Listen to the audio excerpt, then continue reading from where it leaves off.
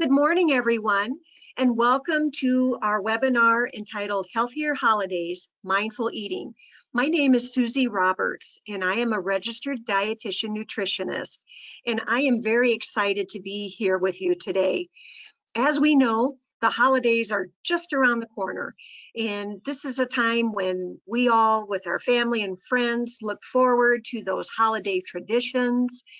We love to reconnect with loved ones. We love attending festive events. And oftentimes, food is a very natural, healthy, and pleasurable activity that we can engage in because it helps us to fuel our body, it satisfies hunger, and it's also part of social enjoyment, especially around this holiday season. However, there are occasions where we have an overly abundant food environment. There's also a lot of culture that is diet obsessed. And sometimes we ourselves may find that we are eating in a very hurried and almost a non-thinking way. And so eating can sometimes become a guilt-induced activity instead of one for satisfying hunger and for enjoyment. And so we find that we sometimes add a tremendous amount of stress. And this has only been compounded due to the pandemic. And now more than ever, it's crucial that we focus on our well-being.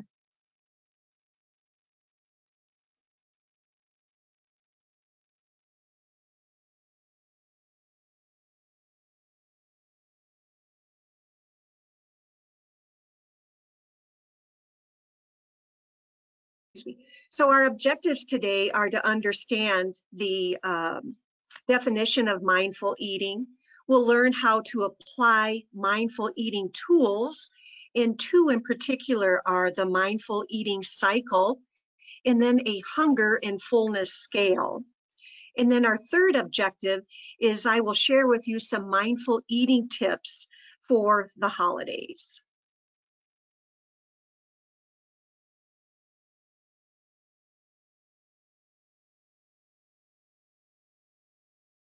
So let's start with a simple definition of mindful eating.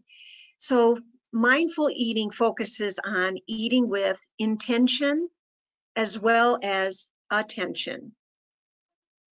So eating with the intention focuses primarily on caring for yourself. So in other words, that you feel better when you have finished your meal or your snack than when you did when you first started eating. Eating with the attention necessary focuses on noticing and enjoying your food and its effects on our bodies, as well as our minds, especially when it comes to feeling full as well as satisfied. But mindful eating is not just about eating with awareness. Sometimes people feel that mindful eating is all about eating slowly, chewing your food so many times, eating without distraction. And these things are definitely a part of mindful eating, but the full cycle of mindful eating truly encompasses that entire process of eating, all the way from nourishing our body to using the fuel that we've consumed to ultimately eating each day as vibrantly as we can. And so I wanted to share with you the mindful eating cycle.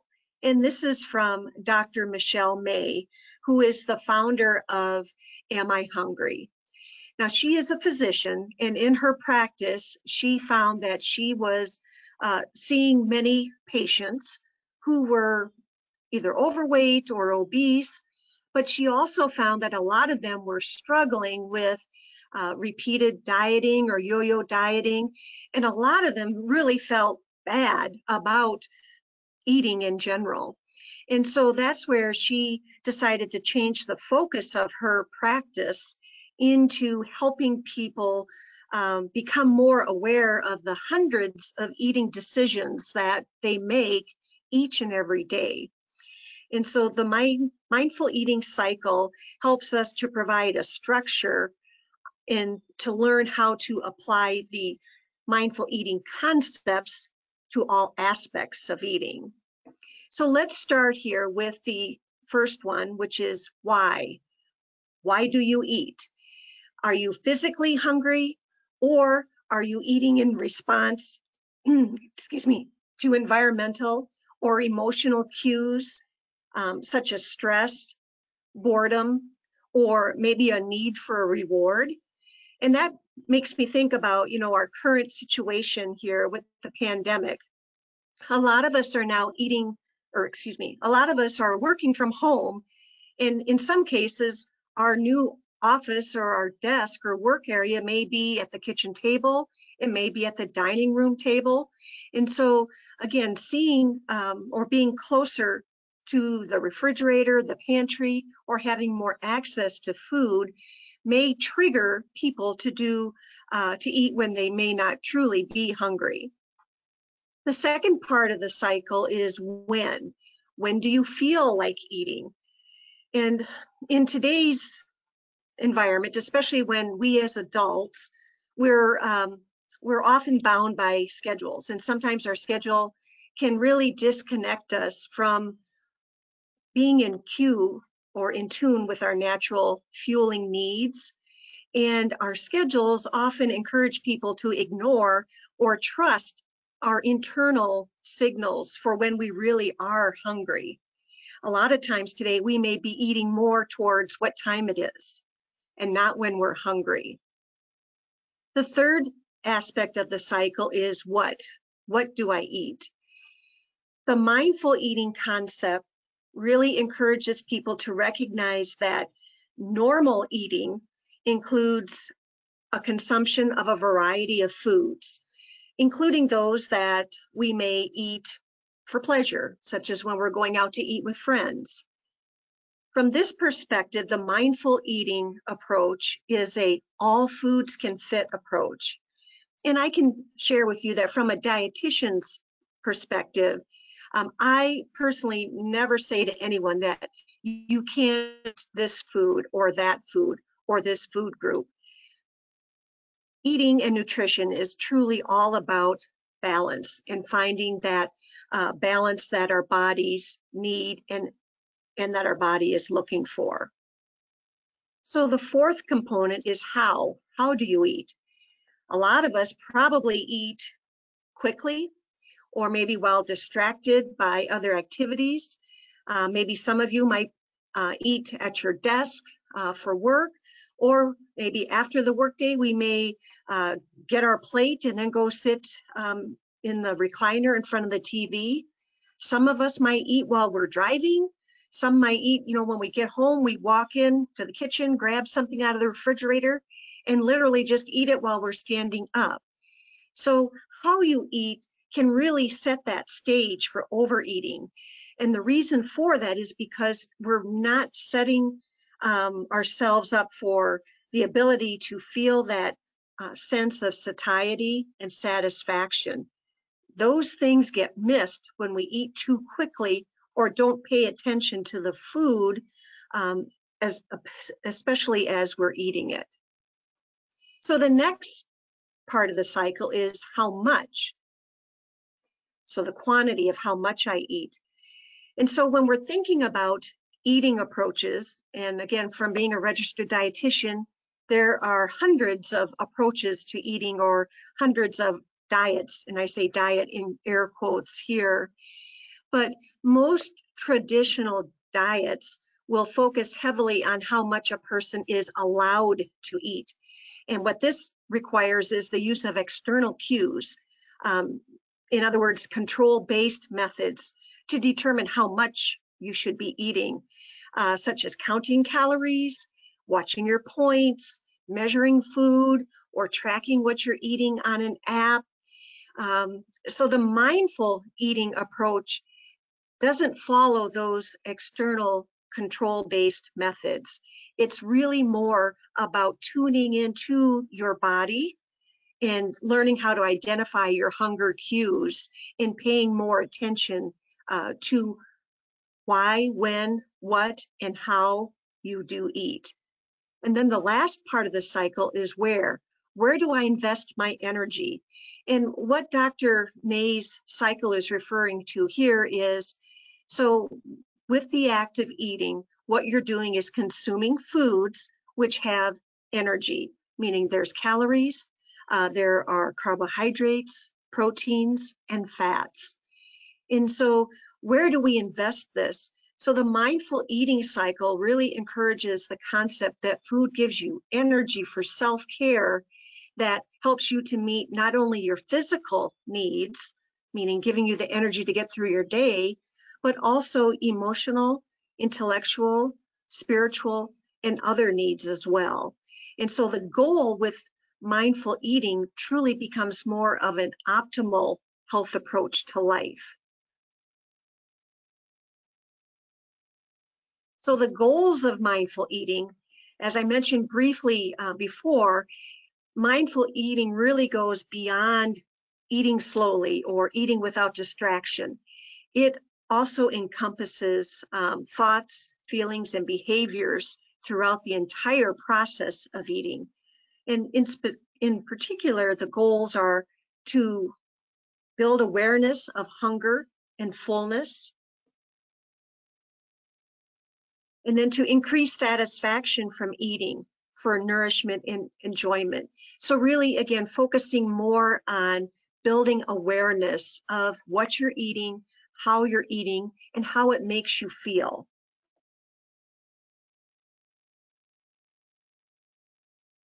Mindful eating also, when we think about how can I implement this concept into my life, it really boils down to changing the mindset to ask yourself a simple question. Am I hungry? So physiological hunger is truly a very reliable method of regulating how much you eat. Our bodies are so smart biologically. They are not going to let us starve or get to a state of famine. And this innate sense of knowing when we're hungry begins from when we're first born. And if you've had a child or if you have a grandchild, babies intuitively know when they're hungry and they need nourishment. They let their parents know. And even toddlers, they know when they're hungry. And I know sometimes parents get concerned because their toddler may take a few bites and then they're off to play some more. Part of that is because, again, as infants and toddlers, we still have that innate or born with it intuitive way of knowing when we're hungry. And we quickly identify that. But as we grow up, that's where that schedule of our routine and what needs to be done each day, at what time of the day, gradually that begins to take precedent over listening to our bodies. And it can happen subtly, and then before we know it, we lose that innate ability to identify when we truly are hungry. And then instead, food gets fit into our schedule or into our routine. So think about it too from your family's perspective. We've got our family events, some sporting events going on. We've got various habits, traditions. We have some holidays coming up here. All of those types of events can impact a person's habits and even their self-image for truly a lifetime. So things have gone awry again in our society is that 24/7 access to foods, and it is accompanied by a constant bombardment of signage and messaging and advertising, all sorts of delicious, quick, easy, convenient, comforting food that's available almost any time. So when we think about asking yourself, am I hungry? Let's think about putting that on a scale. If we think about a scale of 1 to 10 to identify or to determine how hungry we are, we'll have 1 be where physiologically you're starving. And from the human aspect, you are so hungry, it hurts. And then if we think about from the emoji perspective, it's like, oh my gosh, And where we want to be as far as when should we, or when is it ideal to eat or to fuel our bodies, let's think about when we get to the numbers 3, 4, or 5. So at a 3, 4, or 5, physiologically, you're getting some hunger pangs. You're like thinking to yourself, I need to eat. I'm hungry, but I'm not starving, or I'm getting a little bit hungry. This is the time that we want to, again, hear what our body is saying to us, and then go ahead and get ourselves our meal ready or our snack ready. It's also advisable to put it on a plate rather than eating out of a bag or eating out of a container. It's recommended that we plate our meal or our snacks. And then, of course, as I mentioned a little bit, to sit down at your dining table, your kitchen table, with your beverage, your glass of water, and look at your meal, take it in, smell that, let your eyes feast on it, and then to set aside time for you to enjoy that meal that you're about to partake in. And then just a reminder here that biologically, it does take our stomach about 20 minutes or so to notify our brain that we are full. So if you think about that again on that hunger to fullness scale, if you are getting to a 6 or a 7, that's the point where it's recommended that the feeding ends, because you're feeling comfortably satisfied, you're feeling good. Now, I know that we have the holidays coming up here, and those are events where we may tend to eat beyond that sense of fullness, and we may get ourselves to an 8 or a 9 or a 10.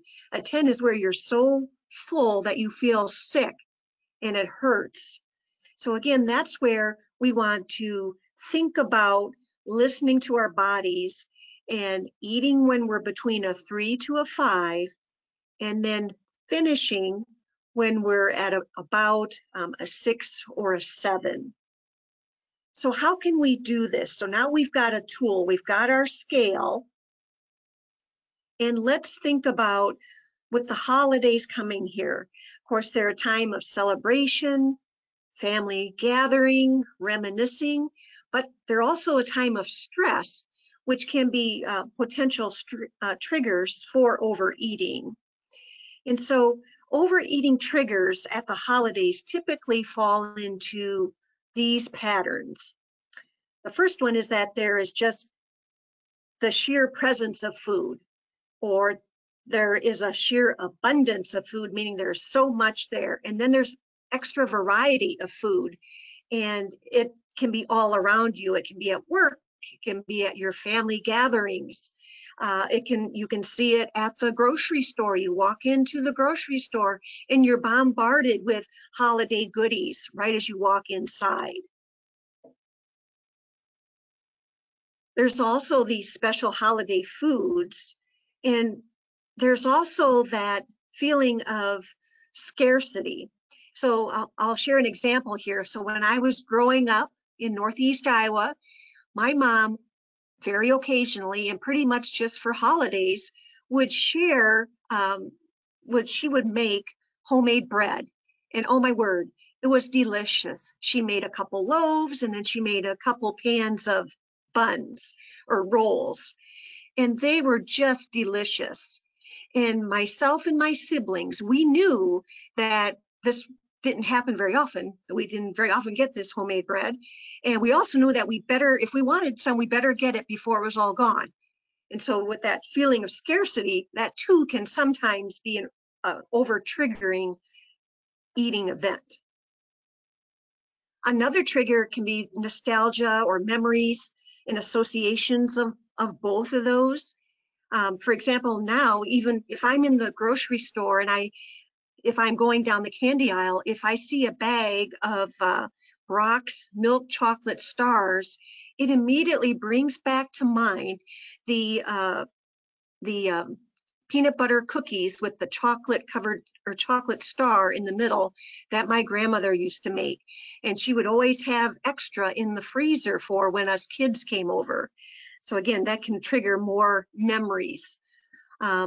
Sometimes families have what we call food pushers. There may be a mother-in-law or a father-in-law that, they're seeing you not eating the food item they brought or made, and they may encourage / push you to maybe eat something or more of something than you normally would want to. There's also stress of the holidays. We can also experience a lot of fatigue. There's the self-imposed expectations and perfectionism, especially if we're having several guests come over. We often want the house to be all tidy and clean, and we want the table to look immaculate with lots of pretty decorations, the food to look very inviting.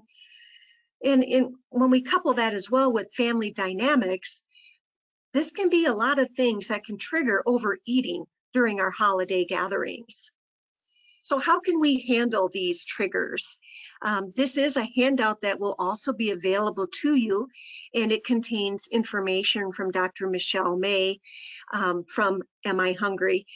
She has 3 mindful eating tips, and they include reduce these triggers, rethink the triggers, and recreate the triggers. And I love the graphic that she had also included in her article, because it's picturing gears and how they work together, and when one moves, that can cause another one to move. When we really think about that, stress can have that same type of effect on our emotions, and we may find that we have multiple things going on as far as stressors during our holiday gatherings. So the first thing here is to reduce those triggers. So the tip is to limit your exposure to either that person, the place, the event, or whatever other trigger might be there that you know already that you're going to probably overeat if you see it, if you're there, or if you're around that person, etc. And so an example might be the workplace break room. So when we're, back to normal and back to our regular working type of scenarios, if that takes place after the pandemic, the workplace break room can be really a collection of people bringing in goodies to share. I know that at one of my previous employers, I worked at an insurance brokerage firm, and vendors would often bring in plates of cookies and boxes of chocolates around the holidays. So how can we reduce the trigger to potentially overeat? We can, number one, be aware that this is coming again, but we can also make sure that we deter ourselves from going to that workplace break room, or we can adjust how other locations. So if you're at a family gathering, there might be large quantities of food at the kitchen or a buffet table or a dessert table. So again, reducing your exposure or being around these things can reduce the potential of overeating. Rethinking our triggers. This picture even made me think of my grandmother again, and sometimes we would have iced cookies for the holidays. So reducing stress can involve changing your thought pattern. So for example, that scarcity of homemade bread that my mom made, or special cookies. So how can we rethink or change our thoughts? So one way to do them is to change your mind thought and to say to yourself, you know what, I'm really glad that I get to enjoy these cookies, or I'm really glad that I get to enjoy this homemade bread at the holidays, rather than going in with the mindset of, oh my gosh, I don't get these cookies very often, so I'm going to eat 5 right now. So again, trying to change your thought patterns can help you to reduce overeating triggers. The third tip that Dr. Michelle May shared with us was recreating your thoughts. So turning the trigger for overeating into an opportunity for self-care. And I'll give you an example here with that. So to again, reframe your thinking. So while food adds to the enjoyment of our family celebration, I will focus more on connecting with people I care about and doing things that are meaningful. So what we're suggesting here is that instead of having the family gathering be all about the food or all about the desserts or all about, the stuffing and turkey and trimmings that will be there, how about if we change our mindset to focus on the people that are going to be there and how you will get to reconnect with people or possibly see people that you have not for however long period of time.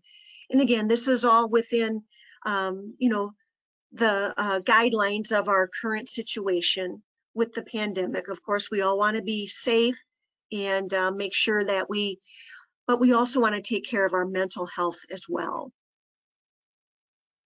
So in summary, I am suggesting that we remember that mindful eating is a form of self-care. And when we think about self-care, that encompasses all aspects of doing things to take care of both our physical, our emotional, and our mental well-being. Mindful eating encompasses the entire process of eating. Remember how we had talked about why you eat in the first place? When do you feel like eating? What do you choose to eat? How do you eat? And how much do you eat? And then that last part of the cycle, where do you invest the energy after you've consumed that? Where do you spend your energy for taking care of your needs? So with the mindful eating process, it really brings us back to becoming more aware of our body's cues that we're hungry or that we're thirsty and that we nourish our body. At the same time, mindful eating can help us to recognize what we call non-hunger triggers for eating, whether that might be stress, maybe it's anger, maybe you're bored. There's a lot of other reasons that people eat other than they're hungry. And we just want to help ourselves be more aware. And so a suggestion to determine if you're truly hungry or not. So if you're feeling like you want to eat something or you want to drink something, pause, remember to ask yourself the question, am I hungry? If you can't clearly answer that, then a recommendation, again, from a dietitian perspective, we might recommend that you drink 8 ounces or a cup of water and then wait for 10-15 minutes and then re-ask yourself the question, am I hungry? And if you think about that scale, on the scale of 1 to 10, if you're at a 3, 4, or 5, then absolutely go ahead and plate your meal or your snack and then sit down and enjoy eating that item. But mindful eating also encompasses how intuitively we make our selection of foods. It's not only for fueling our body for nourishment, but also for enjoyment. In learning this process of mindful eating and experiencing the benefits can really open up the door to a much broader application to what I like to term as mindful living. And that is my want for everyone on this webinar, to really think about what you're wanting for yourself and then being able to think forward about what next steps might be and then have that broader application to mindful living. So at this point, I would like to open it up for any questions. If you have any questions, please feel free to put them in the chat box. And I will turn it over to our moderator, Johanna Dunlevy, to take us through our next few slides as we wait for some of those questions to come in. All right, thank you, Susie. That's such great information, and I think so applicable at this time of the year and time of the season for all of us. So thank you very much. If you want to advance to the next slide, I'm going to cover some different touch points I want to share as a reminder, or maybe this is new information for our webinar attendees, that we have a podcast called Emotion Well. You can find us on Apple, Google, or Spotify. You can also visit our website, www.efr.org/emotionwell. And we have episodes related to different aspects of well-being. Our November podcast guest was Susie Roberts, and so a lot of the information Susie shared today is incorporated into that podcast, but there's also a lot more information as it relates to specific foods and different holiday traditions and how you can make them a little bit healthier. So please check out our podcast, and if you care to subscribe to us or rate us, we would really appreciate that. The next slide I want to cover is related to the benefits that you would have available through EFR. So if you're joining us today and your employer provides EFR's EAP, I want to remind you that you have a variety of resources available, and they're one phone call away. So if you need help navigating a new relationship or an existing relationship, if you are experiencing grief and loss, and really this time of the year as it relates to the holidays and COVID, grief and loss might not be that you've lost a loved one to death, but it might be that you're grieving just the loss of being able to connect with people in person and carry on those traditions that you normally would like to. And it's certainly an option to reach out to EFR and have a licensed clinician help you navigate however you're feeling and what you're feeling. So don't forget to reach out to EFR. We also offer great telephonic benefits like legal consultation, financial consultation. So if you're ending this year and you have some questions about maybe tax preparation as you look to file your taxes in 2021, or itemized deductions, please call us. We can connect you with a legal or financial expert. So it could be an attorney or it could be a certified financial consultant, and they can help you navigate some of those questions that you have. So don't forget that we are here to help. We say life happens, we're here to help, and we want you to call us. All right, I have some questions, Susie. We have a few people submitting questions. One of our attendees says, sometimes I find myself eating to prevent hunger. Like if I'm going to be out and I know I'll get hungry while I'm out, I'll eat beforehand when I'm really not hungry yet. What are the tips to avoid this?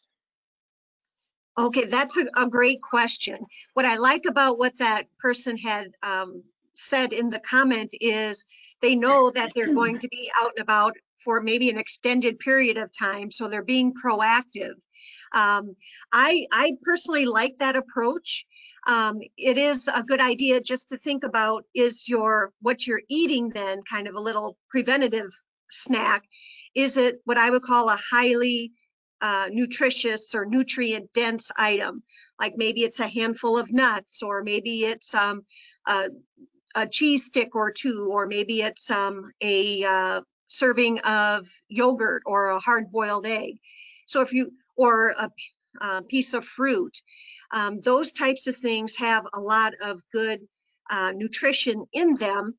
And then when you, for example, have something like fruit or even the nuts, there's a lot of good fiber in those as well. And fiber can help keep us full longer.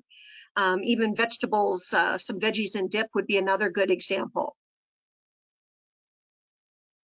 All right, and that kind of answered the next question we had, which was, when I'm hungry, are there any ways to help myself go towards more nutritious foods instead of junk food? And so I think some of the examples you just shared are great ideas for people to keep in mind. We have someone say, I've been through one of the mindful eating courses and I'm still struggling with knowing that I am in control of my own eating. Any suggestions for helping me encourage myself? That is a really great question. And I'm glad that you have been able to go through one of the courses. That is fantastic. The thing too to keep in mind it's a journey and it's a process. And so, first of all, I would say give yourself grace, and to know that, it's probably been years that we've been trained, or you've been trained to eat towards a schedule or whatever. And now getting back into listening to our bodies, it can be scary. And it can be challenging, and there might be some setbacks and restarts, but that's okay. I would just, keep thinking positively, and, with your mind, just ask yourself the question in that moment, what are you wanting for yourself?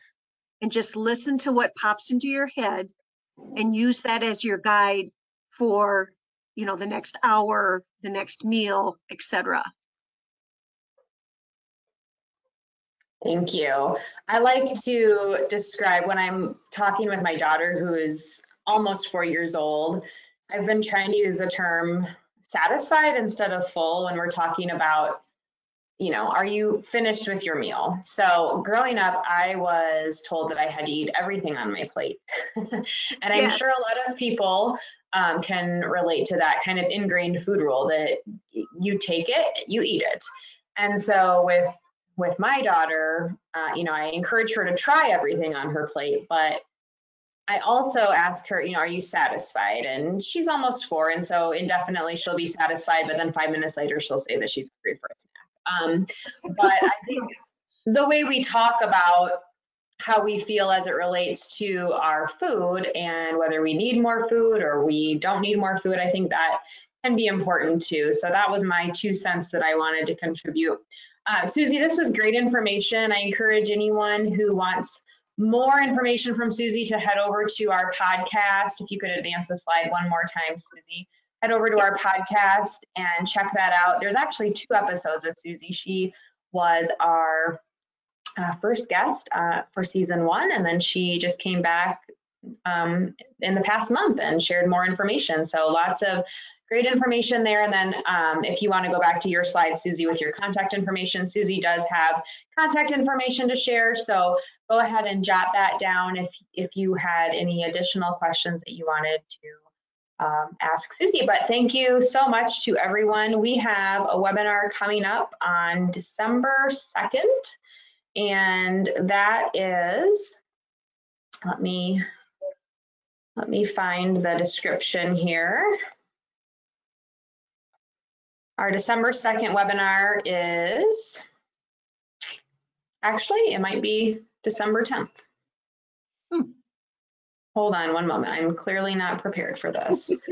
That's okay. Oh, no, we do have one on December 2nd. It's Sustainable Healthy Habits. So this is a great webinar if you are interested in thinking about what habits could be sustainable for the new year as you look to maybe set some New Year's resolutions and try to focus more on self-care. So like Susie said, this is all about self-care. So December 2nd is our Sustainable Healthy Habits. That's at 10 a.m. And then we have one on December 10th. And that is Navigating the Rapids of Ever-Changing Life. So head over to efr.org/webinars to view past webinars that maybe you have missed and to sign up for more webinars. But thank you so much again for your time, Susie, and hopefully we will see everyone back in December. Okay, thank you, Johanna. Bye-bye. Bye-bye.